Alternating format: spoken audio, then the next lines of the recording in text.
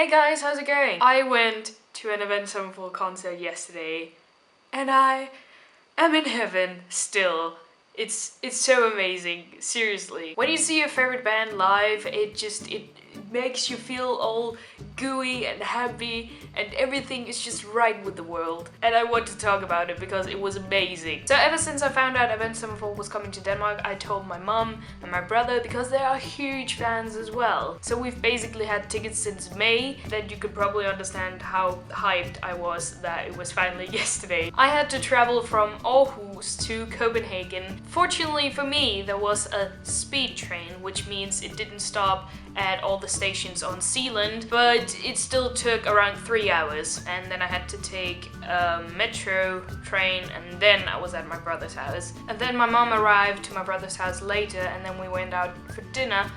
One of the best pizzas I've ever eaten, holy tits. And then we went to Falconer-salen, which is where Avenged Sevenfold, Avatar, I don't know, and Five Finger Death Punch were going to perform, Avenged Sevenfold being headliner. We didn't get to see Vader or Avatar, I don't fucking know. But let me just say big props to Five Finger Death Punch. I actually won tickets back when MySpace was a thing. I participated in a contest where I basically just had to answer one question right about Five Finger Death Punch. And I won tickets to go meet and greet Five Finger Death Punch, but because I was under 18 years old, my parents wouldn't let me go. So thank you for that, parents. But holy shit, they were absolutely incredible. Really great performers. Like, their songs were really catchy. And the lead singer, he was so freaking amazing at getting, you know, the crowd into the experience. It was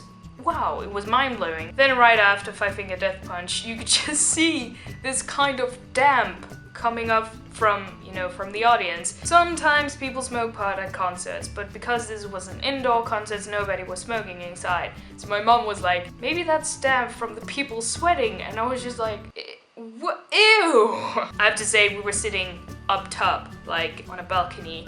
It was really amazing. We could see the whole stage, and I was so glad that we were there and not down in the crowd, because at these kind of concerts, mosh pits happen, and that's what happened 3 years ago when I went to see Avenged Sevenfold, and I was right next to a mosh pit. I just wanted to see Avenged Sevenfold and dance and sing. I didn't want to get pushed around. I'm too old for that, I guess. I was also too old 3 years ago when I was 16, apparently. And then Avenged Sevenfold entered the stage with Shepherd of Fire. Already there, I was in heaven. I will show you a clip of me just in the start of it. I was seriously freaking out and my mom was just there. What the fuck are you doing?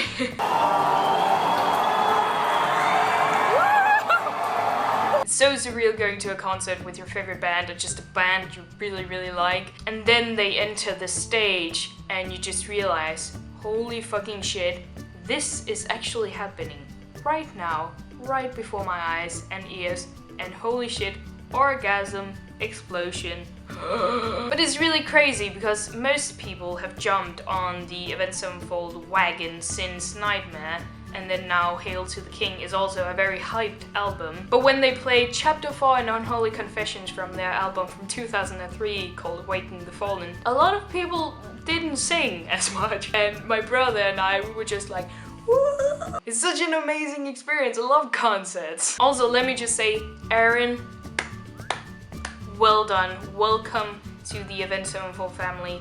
You are freaking amazing. As some of you may know, Jimmy the Rev Sullivan, who was originally the drummer for Avenged Sevenfold, he passed away in 2009. So when I went to see them in 2010, it was Mike Portnoy from Dream Theater who were playing drums for Avenged Sevenfold. And now they have a new drummer called Aaron Ilzblah. I can't pronounce his last name, but he did the best job ever. Holy shit, he has so much energy. He's putting his mind and soul into it, and it was just completely and utterly amazing.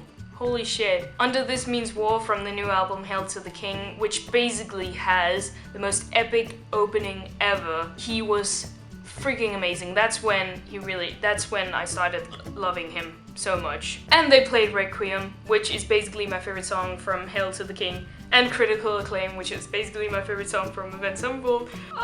They played Unholy Confessions, which is the best song to ever end off an Avenged Sevenfold concert with. You get so hyped. So hyped. Also, under the concert, I had already deleted a lot of stuff from my phone. I only have 8 GB on my iPhone 4S. I had already like 2 GB of space for pictures and video, and suddenly there was no more space, so I decided to start deleting apps. So I just deleted Tumblr, Vine, YouTube. It was crazy. I was like, I need more videos and pictures. It was only halfway through the concert, so I was like, shit. Under the concert, I think it was a little past halfway through, they played Fiction, which was the last song the Rev recorded, and you know, really he sang and he played piano, and it's very, very beautiful and strong and emotional song, and they played it at the concert.